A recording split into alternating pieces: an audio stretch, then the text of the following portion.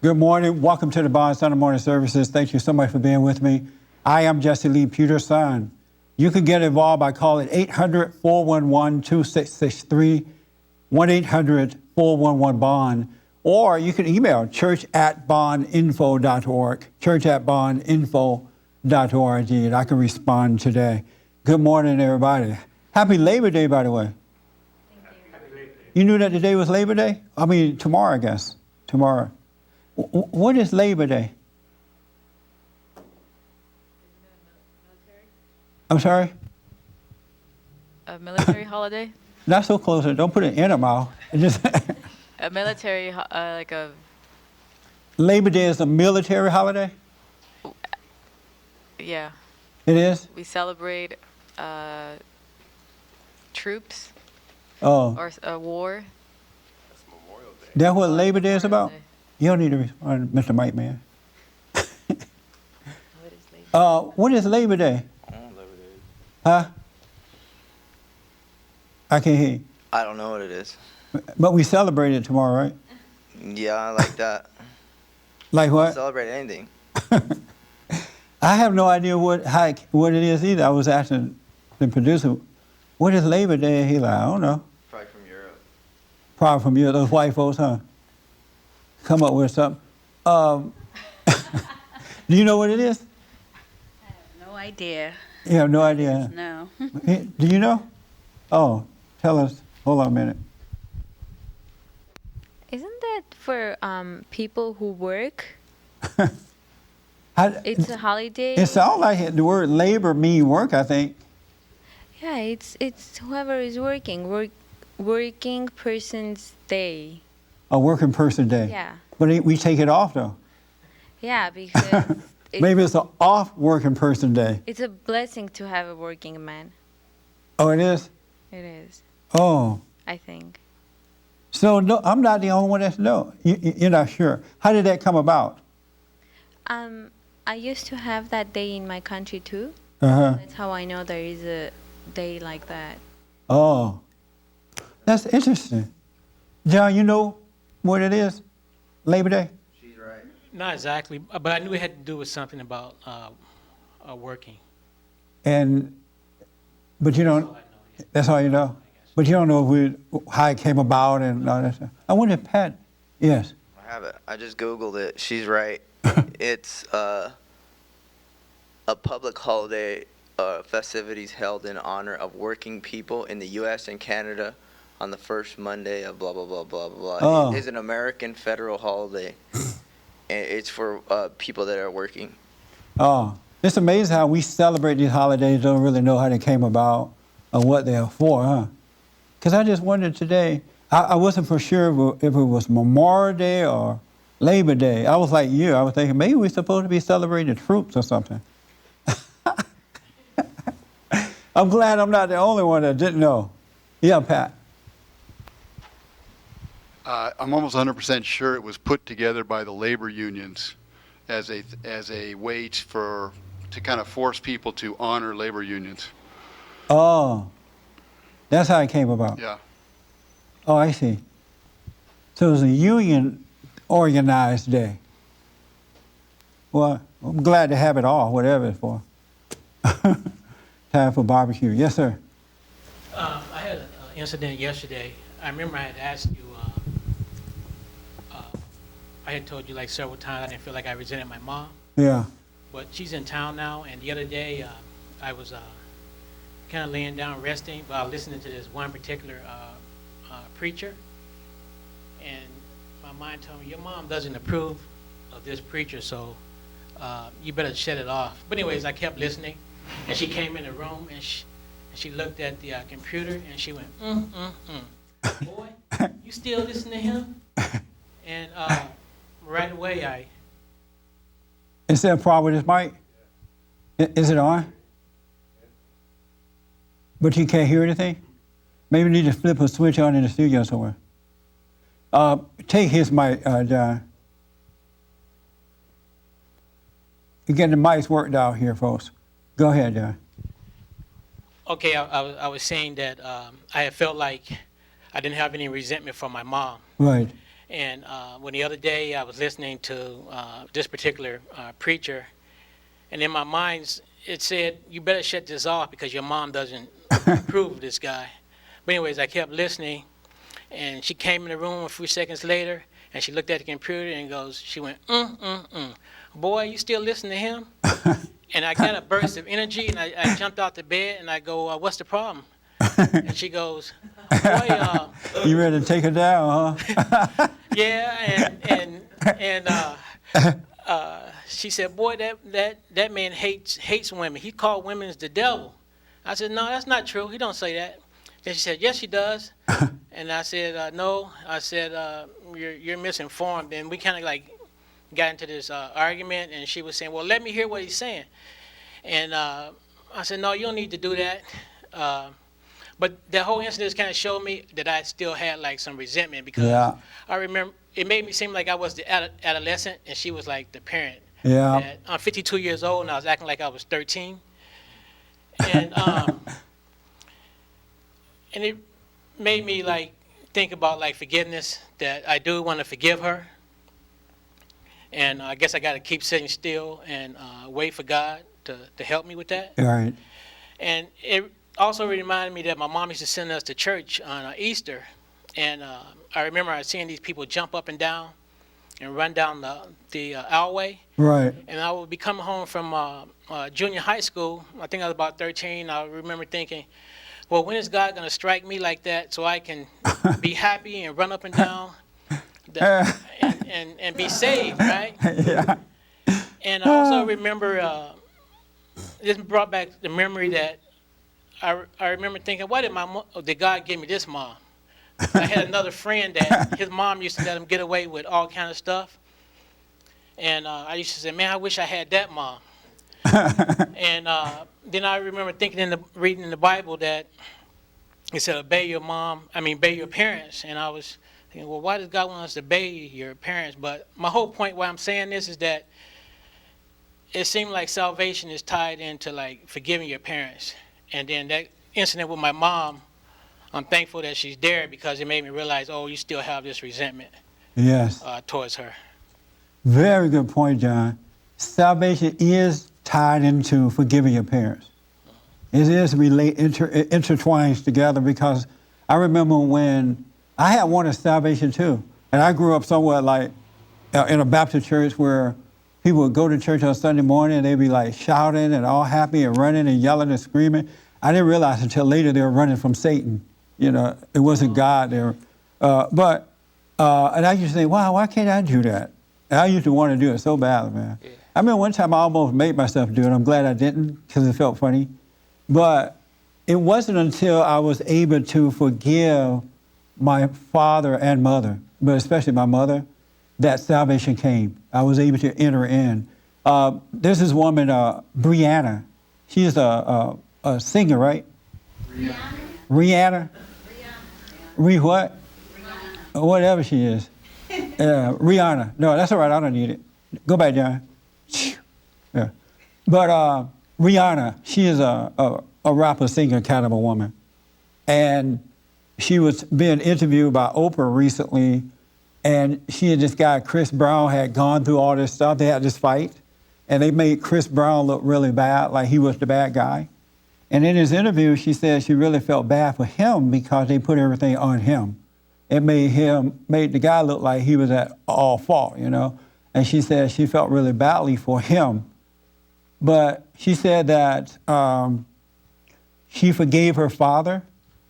And when she forgave her father, because she was looking at the relationship between she and this guy, Chris Brown, and it was just a rocky, shaky relationship.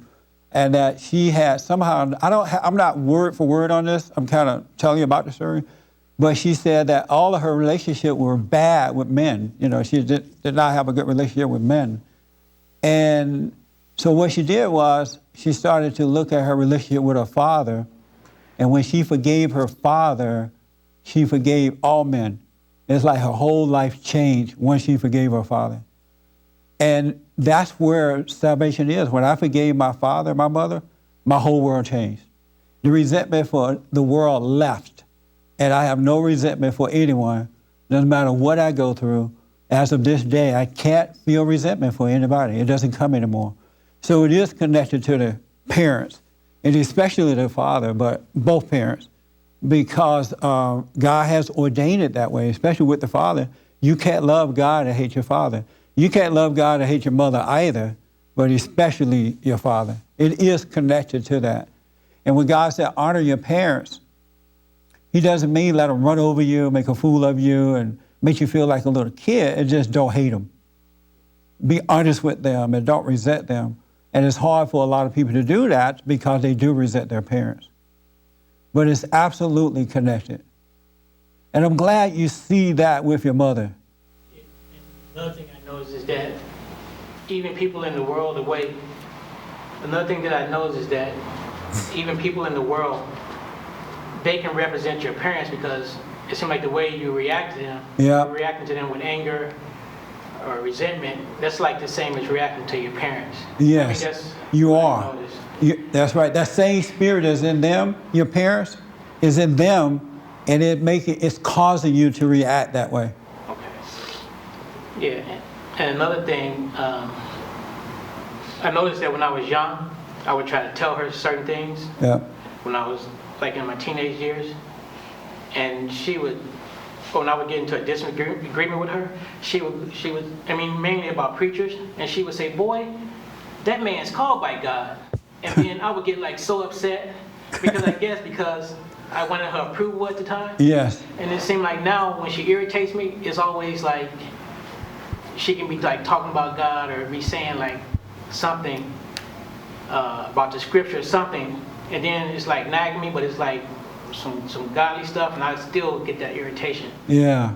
That's beautiful. So that's something else I need to like overcome. So I'm glad that she's here. Yes. You know, she shouldn't like affect me like that. No. I mean, still. You should be able to be around her and not feel any of that at all.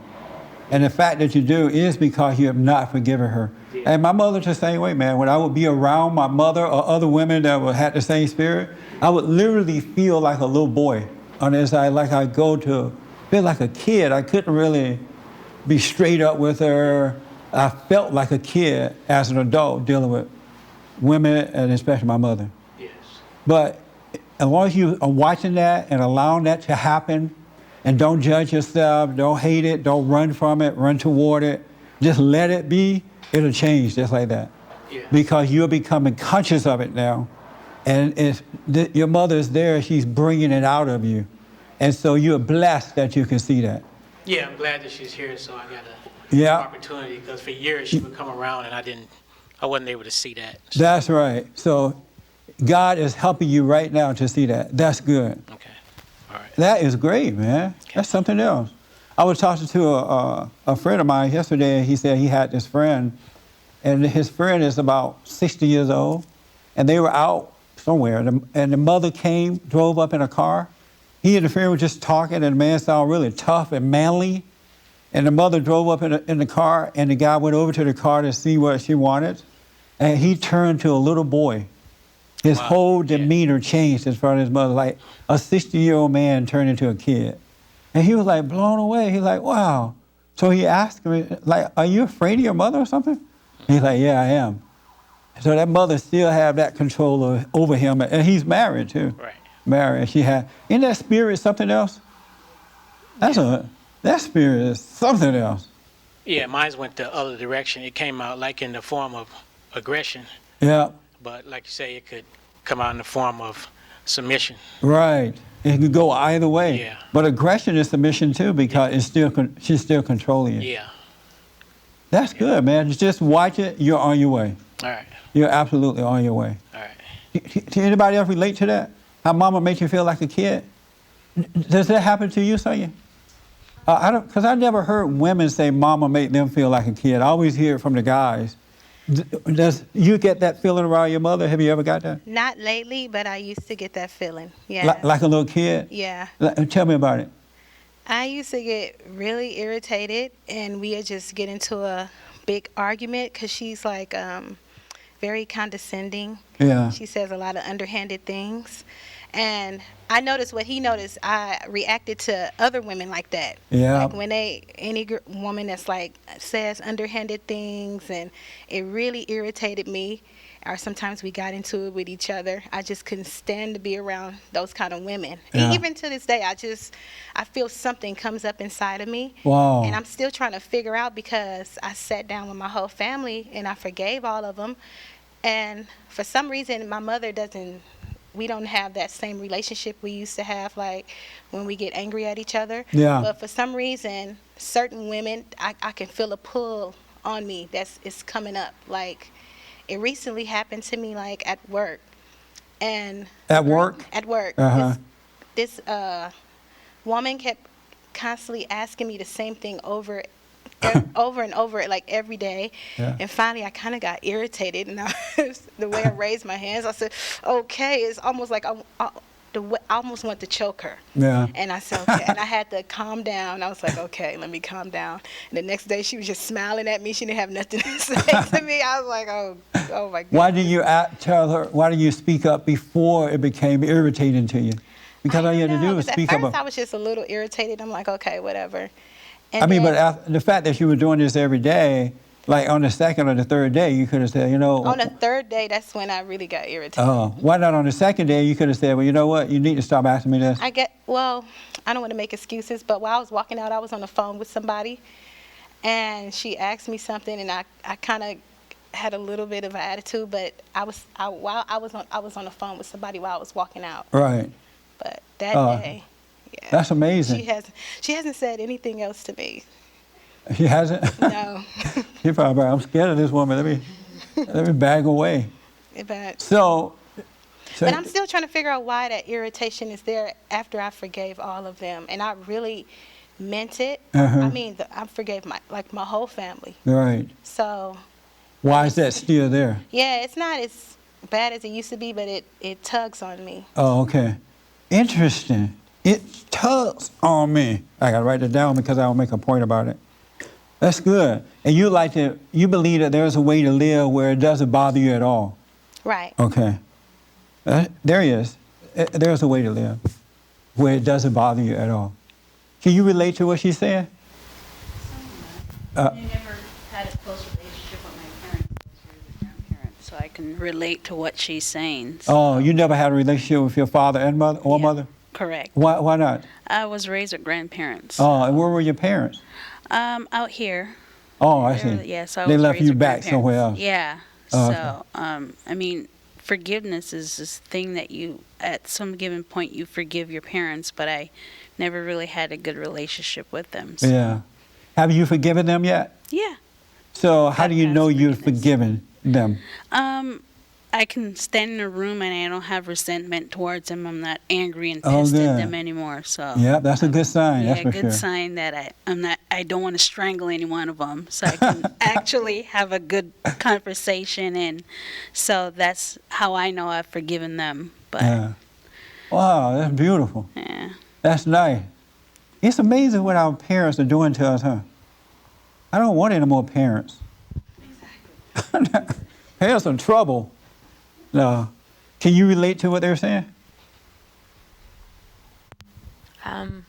About mother, Yeah. Parents, period. parents, yes, Yeah. yeah. You feel like a kid around your parents? Around my dad, not around my mom. How do you feel around your mother?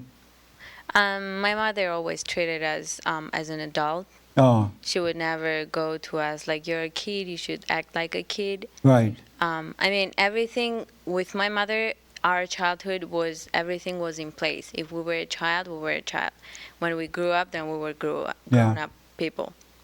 Yeah, but my father always treated us as small girls, me and my sister. Yeah. Yeah, so So now you feel like a kid around your father? there's some stuff I wouldn't dare to do when my father is around, Oh, good. or I wouldn't dare to say. Is it bad stuff? No. Oh, what type of stuff you wouldn't say around your father? You wouldn't curse or something like that? No, not You- about that. No, not. I'm not talking about bad stuff. But interacting with people, there are certain limit I can Oh, be when my father is around. oh, okay. Yeah. Is that a good thing? When I look back now, it is a good thing. Oh, okay. When I see children around me, small children Right. that in my family right now, that is a good thing. I would love my child to be like I was around my father. Yeah. I was talking to, it's funny, I talked to a lot of folks. This guy told me that his sister, his brother-in-law, over the years, he'd been trying to understand why his brother-in-law will not stand up to his sister. This guy is married to his sister, right? And he said that he and his brother been talking about, why doesn't he stand up to my sister? Why does he just won't function. He won't speak up. She treats him all kind of ways, and he just doesn't stand up for himself. And so he said that he would think, well, maybe he's gay or something. Why doesn't he stand up? And so he started to talk to his brother-in-law about the situation, asking, why don't you stand up? What's wrong with you? Why do you let her do you like this? And after conversating with his brother-in-law, he realized his brother-in-law was married to his mother, because he realized his sister was just like her mother, and the brother-in-law was married to that. And he's like putting all these things together. It's amazing what comes to you, like what's happening with John. Once you really start looking at things and kind of questioning and look at things and want to know, it is amazing what is revealed to you when you really, really want to know. But a lot of people don't have that know-how to really look at themselves or ask questions just to try to get an understanding of what's really going on. And that's what we need to be doing. To seek the kingdom of God is the most important thing you could be doing in life. Seeking Him, looking at what is right. And most people don't put first things first. You got to put that first in order to discover even what John was talking about. You got to put it first. Yes, ma'am. When you were asking Sonia why she wouldn't stand up the first or second time, and she why does she have to wait until she get angry? Because you see when people are out of control before you get angry. Why not stand up before you get mad? I just look back what I have done. I never stood up because I thought if I ignore the bad act or action they are doing, they would get that it doesn't affect me. Yeah. But then by ignoring it, they started doing more and more and more. That's right. And they ruined my inside upside down more and more and more. And That's at right. the end, I did not have a bit of courage to stand up for myself. Uh-huh. So before the anger, you didn't have that courage to stand up, and you thought by not speaking up, it would go away. when I had the people would courage stop. to stand up, I would ignore it, thinking that, okay, these people doesn't even need an attention to feel themselves good that they're doing something bad that is affecting on me. Yeah. That time I had the courage to do it, the first, second, third time.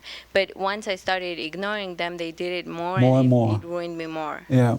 And so are you speaking up now? You find yourself speaking up more? No. You still won't speak up? To certain people. But not to everybody. And why not to everybody? I don't know. I'm asking that question to myself too. I really don't know. Are you going to be a coward? It's because you're a coward. I am. I understand I am. I really understand I am, but I can't go against what I just don't want to do or cannot do. Oh, so just in your nature to be that way, you can't rise above that. I have to have this certain type of power to stand up, but that's not coming from the right place. Yeah. Wow. How do you feel being a coward? What does that feel like? Oh, that I start hating myself. Yeah.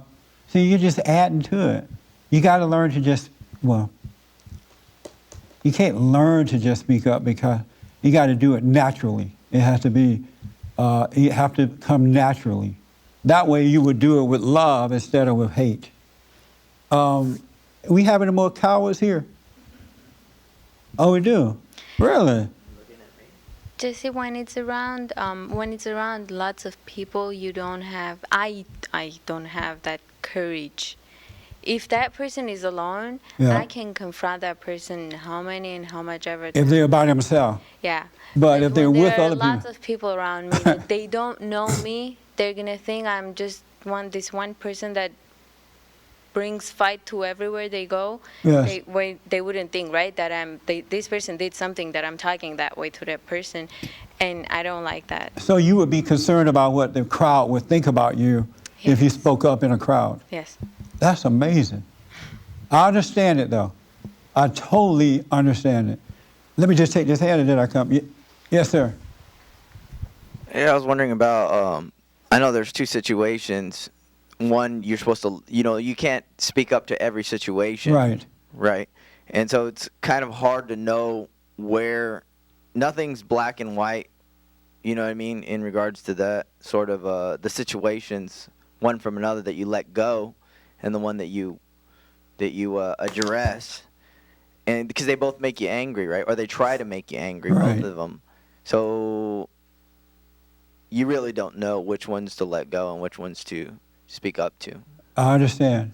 Because if you enjoy speaking up a little bit too much, that's not good either. Right. Like, hey. I know. I see people do that, too. They say, speak up. And so now they just go around speaking up everywhere, looking like idiots, speaking up to everything. They're like, what are you doing? There's a time not to speak up, too. But you don't know when those moments are, right? That's what you're saying. You can't tell. I don't know. There's exactly the difference. Because if you sit there and go, oh, okay, this is a big issue. This affects me like this. Therefore, that's not something I'm going to put up with. All right, I've got to address this very promptly and very effectively. And I've got to make them know that this is serious. So that's a little bit too much thinking, you know what I mean? Yeah, by the time you figure it all out, the situation is over. And then you could be, I forgot to say that. You can be angry. You can get angry because you try to let something go that you thought you should let go. And then you're like, wait a minute, I should have spoke up to that. I can totally relate, man. That's a lot of work, trying to get something out. Yes, you can relate? Oh, I could relate, but I have an interesting situation because I think I'm a bit of a coward myself also, but I think I'm like the reverse coward in the sense that when I was younger, I kind of had, I was the adult.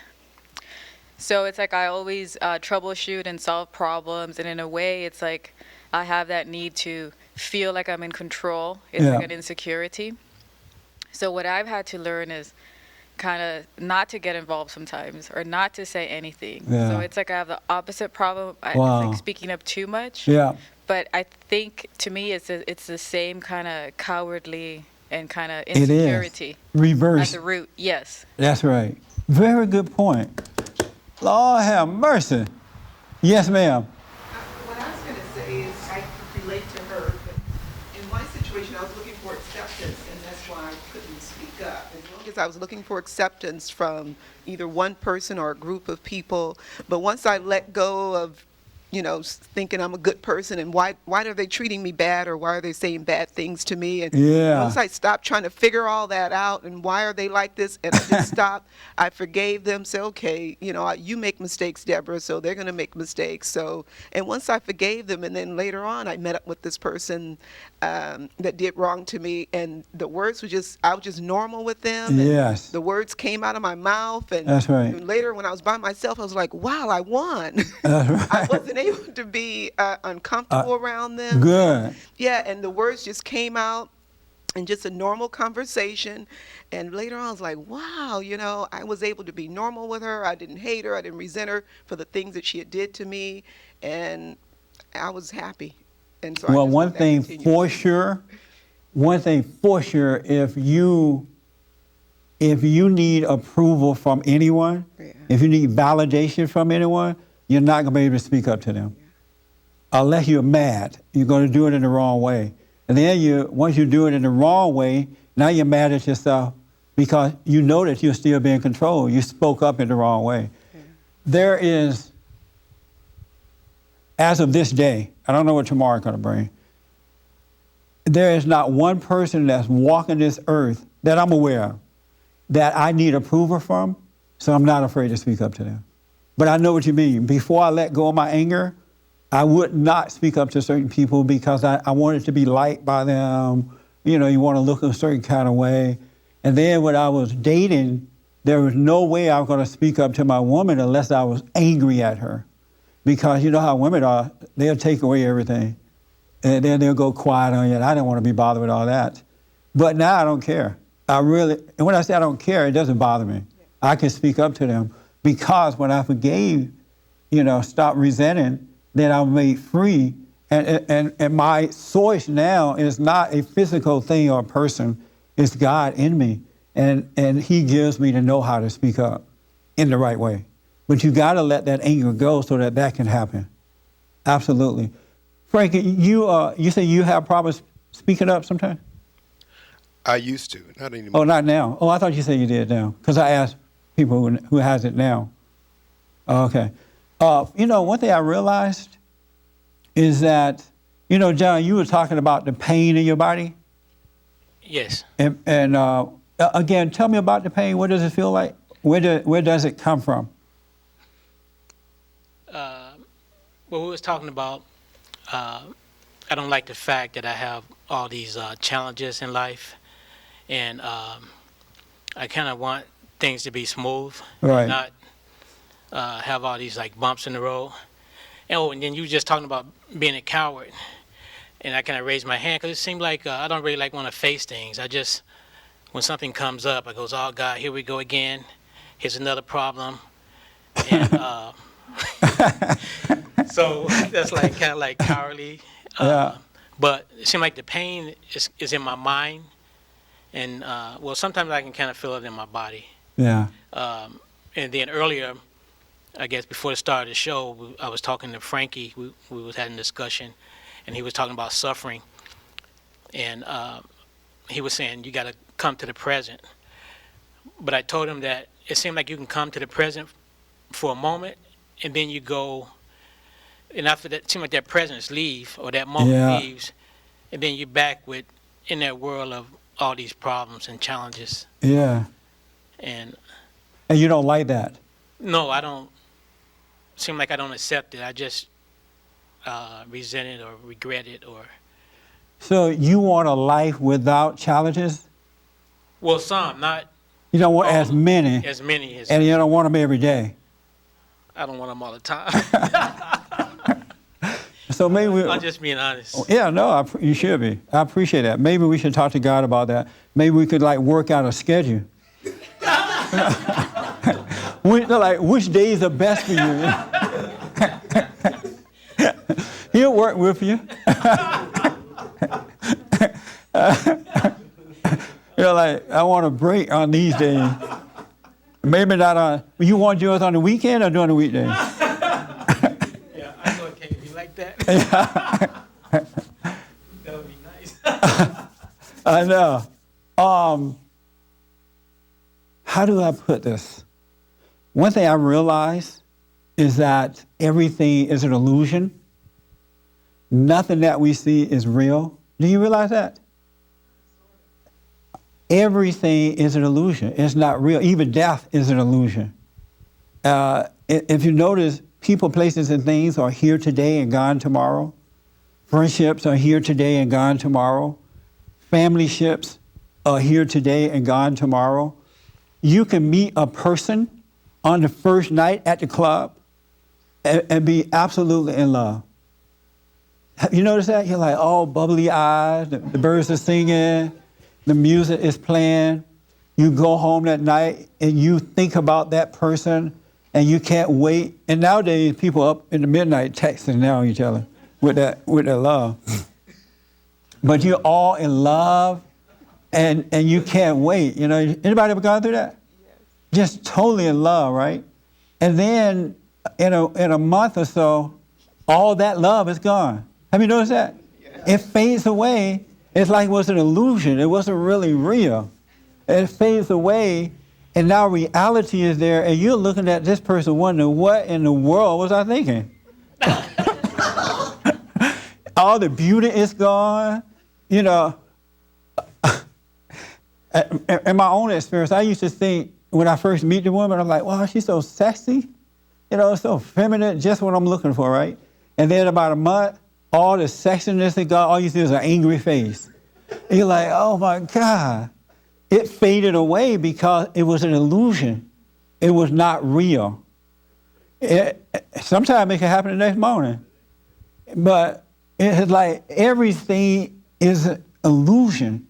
Even as the family is real, but our relationship with the family is an illusion.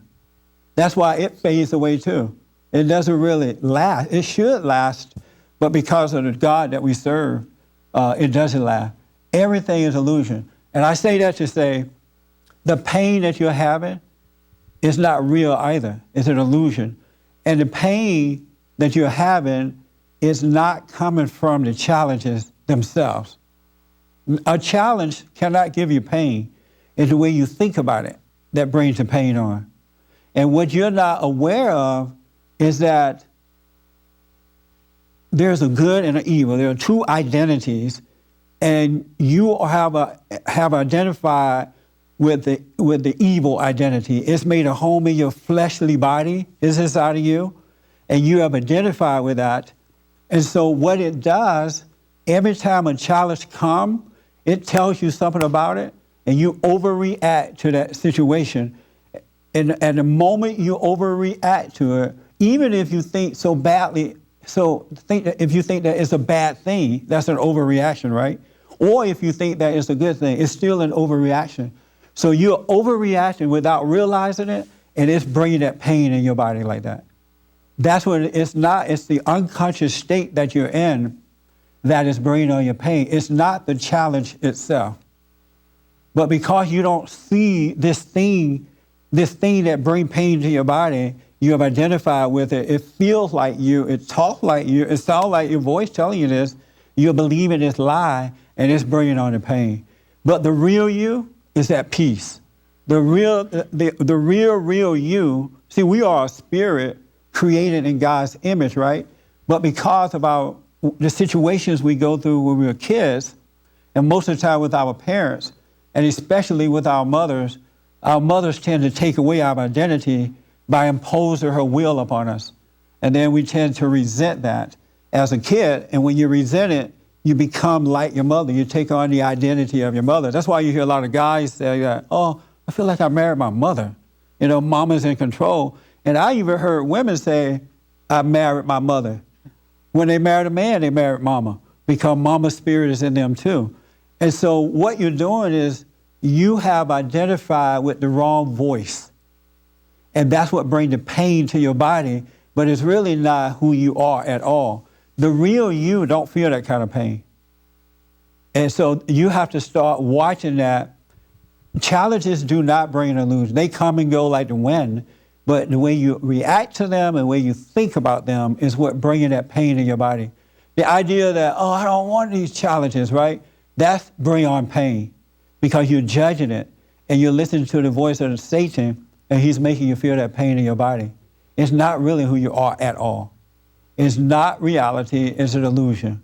And so that's why when you can face yourself, you rise in consciousness, you take on the mind of God, then you start listening to that voiceless voice, and in his voice there is no pain, it's all love, and you start to grow in that.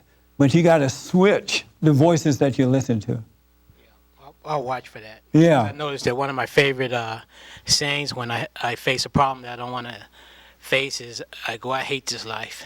Uh-huh. Yeah, and that's what he wants you to do. The deceiver that's made a home in your mind, that's why God said we need to renew our minds from within. And by being aware of that and knowing that this is not really who you are, even Paul talked about that when he said the things I want to do, I don't. The things I don't want to do, I do. I realize that something else has made a home in me, and he's made a home inside of your mind, and he makes you feel this pain in your body. It has nothing to do with God. It has nothing to do with you. You're not in control of it. You're not creating the thoughts about it. The thoughts are controlling you. And you don't see what's going on. So if you want to overcome this, you got to be aware of it. You got to stand still long enough to see what's going on. Then it'll start to change, because it's God who is allowing you to see it, and he will remove that spirit from you. But most people think that these thoughts that they're having are their thoughts. They think that they're creating those thoughts. They think that they can control those thoughts, but they can't. They absolutely can't. We are not in control of anything. And the more you try to control things, the worse you become. It's like parents with their children.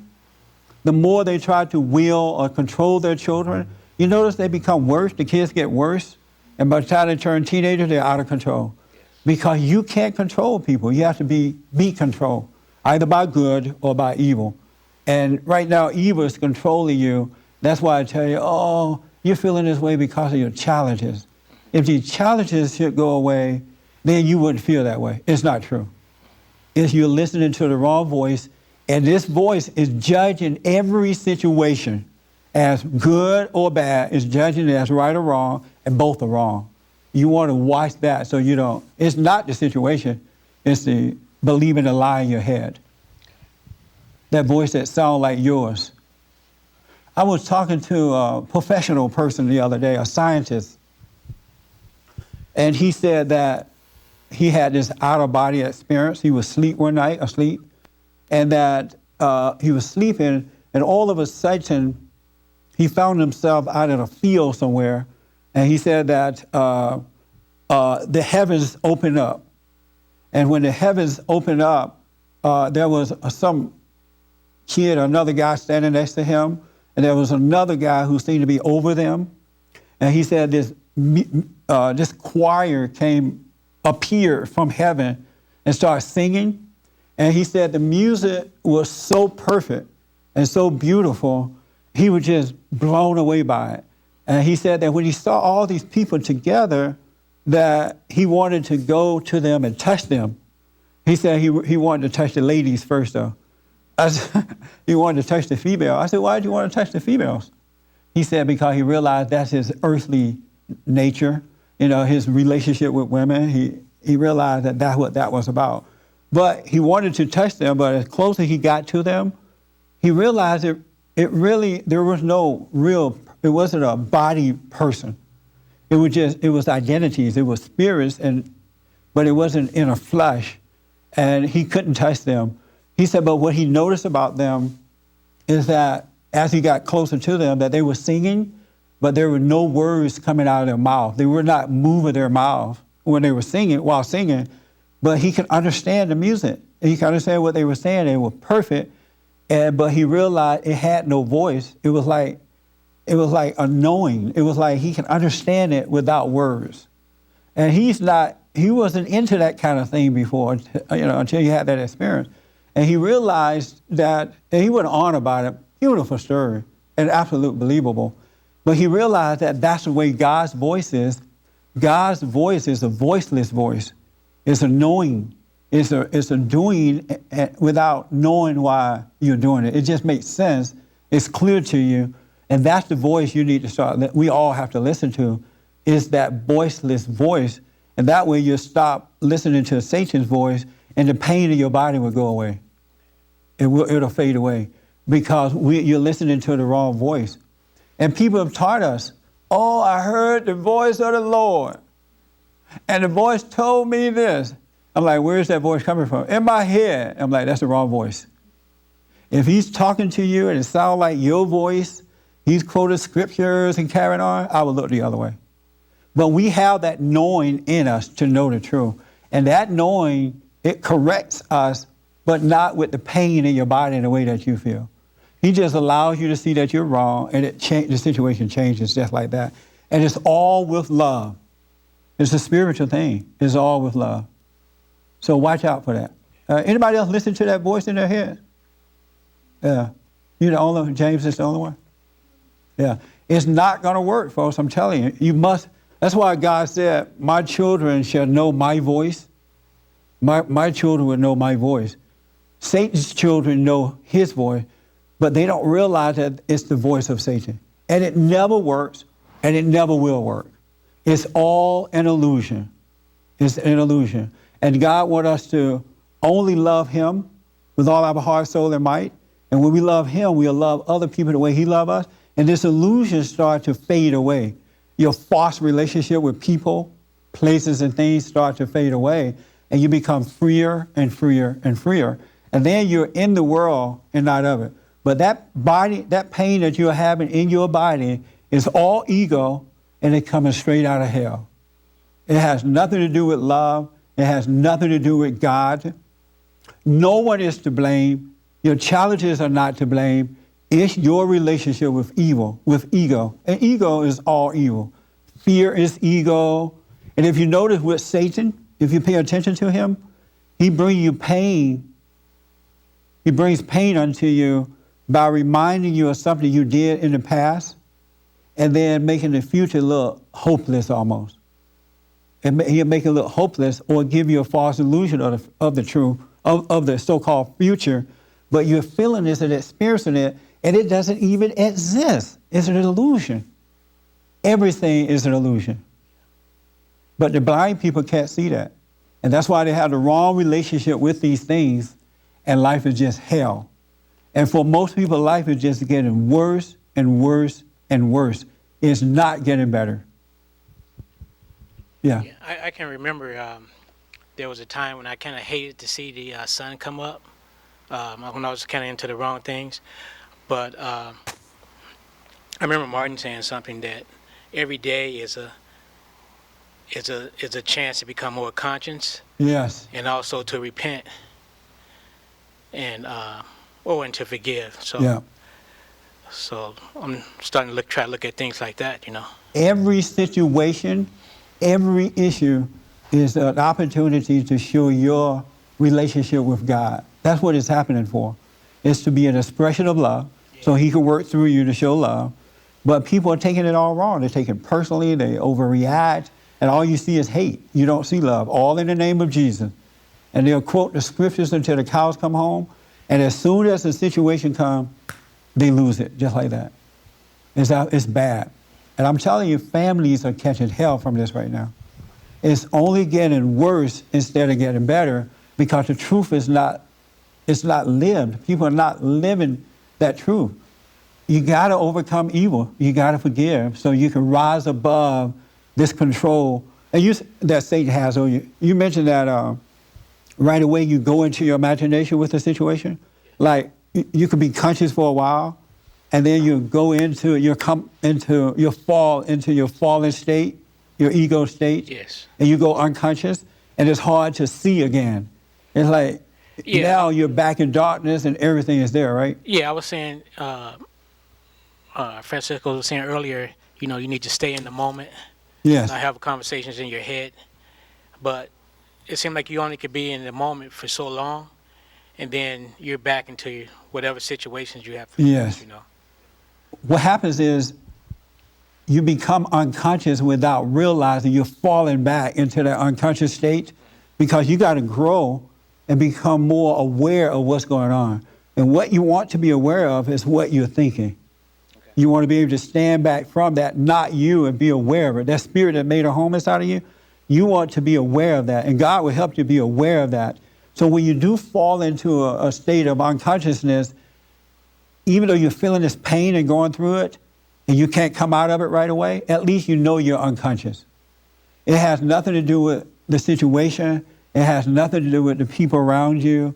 Even with the anger that you felt for your mother, it really has nothing to do with her. It's just that you went unconscious because Satan reminded you of something she did in the past to you, and you believed it and went back unconscious, and that's where the problem was. Had you been able to just see it, but don't fall into the darkness of your imagination, you would not have felt the pain and all that kind of stuff. So what you're saying is that whenever we're thinking, we're becoming unconscious. Yes. Okay. The worst thing you can do in life is get into your thoughts. Because those thoughts are not your thoughts. You don't create them. You don't make them up. They're coming from, even the Bible says, I think the question was asked, where are these thoughts coming from? And in the Bible it says no one knows. They're like the wind. They come and go. But yet people take them as though they're their own thoughts. And that's where the problem is. You're not your thoughts. You don't create thoughts. How many people think they create thoughts? You don't. So why believe them? You know what I mean? Yeah, it seems like they're tricky because it sounds like you. But like you're saying, you Plus, we've been told we need these thoughts. We've been told you need to start thinking. You need to think about what you're doing. You don't need to think about what you're doing. You need to wake up. You need to be guided by the light, the love of God, instead of by the darkness of Satan, your imagination. That's what you need. Yes, sir. You know what I was speaking about earlier is that Paul had this infirmity. He had a thorn in his side, and he cried out to God, prayed for God to take it away, and God answered him back, says, "No, I'm not taking this away from you." Like God talks to somebody. He talked to him, told him that it was for his, so that he always cry out to him. And when Paul heard that, Paul said that every infirmity and every sickness and every calamity, I'm happy for that. And he was actually thankful for the pain and thankful for the torment and all the other things he was going through, because it made him, he understood himself and he understood that it was good for him. That's a good point. What it is, now when you say thankful, it doesn't mean you're jumping up and down like, oh God, thank you for the pain. I'm like, right on God, not like that. You just don't resent it. Just know that this suffering that you're going through is going to bring you to a better point in life, a better place. But if you judge it, if you resent it, it's going to take you deeper into darkness. That's what it means. It just don't.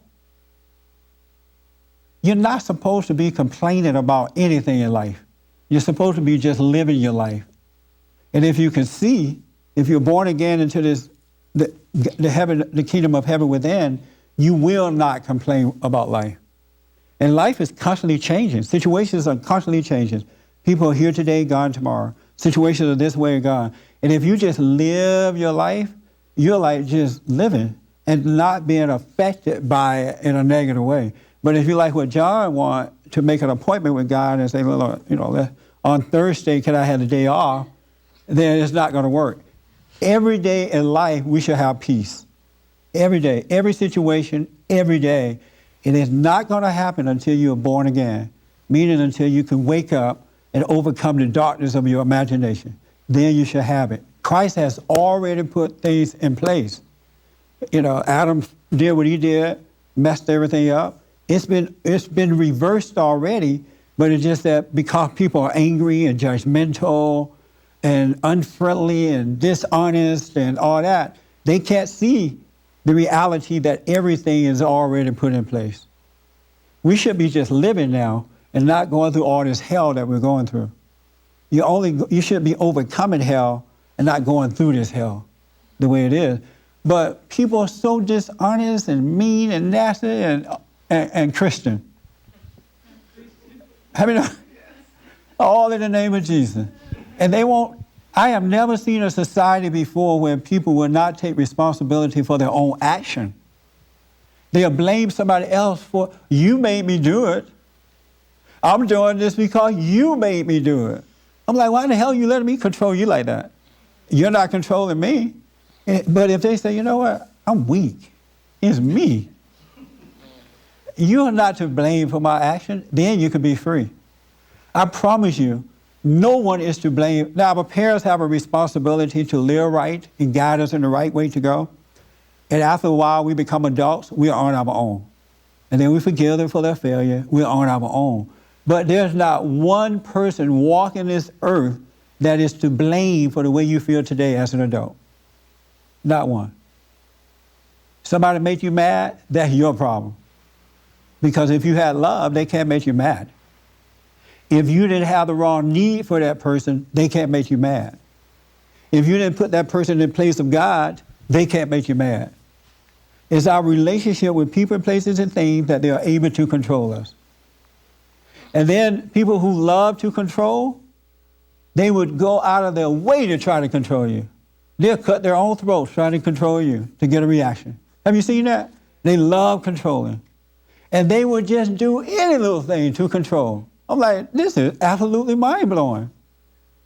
They would go, and I have literally seen people hurt themselves to try to control others, to get some attention.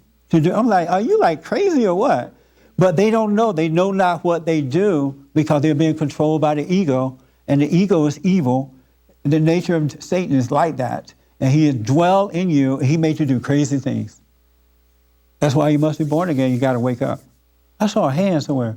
Yes. That's exactly what I was talking about when they do, like, when they don't get your attention. Yes. When you're patient, saying you're not patient, but you're ignoring them, they do every single thing to get on your last nerve. Yeah. So how to deal with that kind of situation? Because if you haven't stood up for you, then they're going to go even further. Right. To take you, to give you that anger. I say be glad, as Francisco said earlier, be glad that that is happening so you can see your relationship with the situation. They are doing you a kind favor by acting that way so you can see if you have love or hate in your heart. That it's a favor. They're doing you a kind favor. They don't think that. That's not their intention. But if you saw it in the right way, you would realize that they're doing you a favor. What if you don't see it in the right way? Then suffer and die. Because you will suffer. Just not do anything, not tell that person that whatever you're doing is wrong. I mean, you should speak. There's a time to speak up and a time not to speak up. Sometimes you may need to experience this so you can see how you're dealing with it. And sometimes you need to speak up. Earlier, someone was talking about they don't know when to speak up sometimes. They try to figure out when to speak up, when not to. If you don't know when to speak up, be quiet, because you're going to speak up in the wrong moment. Then what you got to do is to overcome your anger so you can see clear, and when you can see by the love or the light of God within you, you always see when to speak up and when not to. There's not a conversation about it at all. You just need to do it and when to let it pass. But if you're trying to figure it out, you're operating in anger, you're operating in darkness, and that's why you do it in the wrong way. And Satan got you doing all this work. Oh, should I speak up now? Or should I wait till later? I know this is wrong, but I'm not sure. And by that time, the moment has passed. But overcome your anger, you would see when to speak up. And another thing I want to tell you is that one of the ways to know that you have a wrong relationship with people, places, and things, is if you start to lose the person or lose the place or lose the thing, and you feel something about it, it's your God. And so be glad for that loss, because it's an awakening that you had the wrong relationship with it, and let it go. Let it go. Because God doesn't want you to have that identity or attachment to anything on earth. Anything or anybody. If it's painful to lose, you need to let it go. Be glad of that. I had a guy told me the other day that he quit his job because his boss wasn't what he thought that his boss was. I'm like, are you a fool? You quit your job because you judge your boss? Are you what he think you are? Are you what you think you are? But Satan made him do that. Satan made him judge the boss and quit his job. Can you get any foolisher than that when there are no jobs to find anyway? Even if there were jobs, I'm not going to judge my fellow man to a point that I leave my job because I've judged the person. But that's what Satan does. Isn't that something? What you need is love.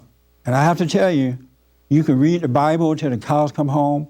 You can go to church until you're black and blue in the face. You can be a Republican or a Democrat until hell freezes over. You can, whatever. If you don't forgive, you're never going to have peace. You're never going to have peace on earth.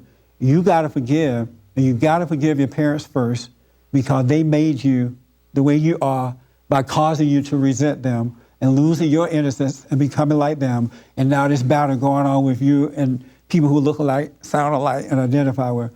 And that's why you can't really trust anybody, because most people's hearts are wicked and they'll turn on you just like that.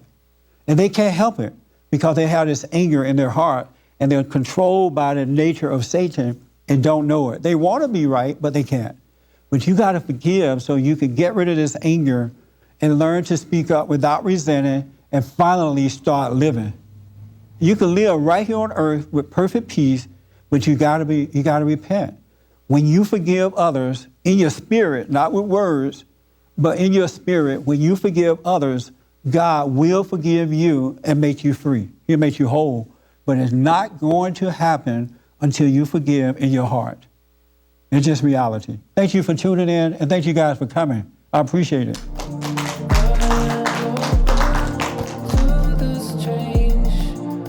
For more information, to purchase a copy of this program, or to make a donation, visit us on the web at bondinfo.org or call 1-800-411-2663.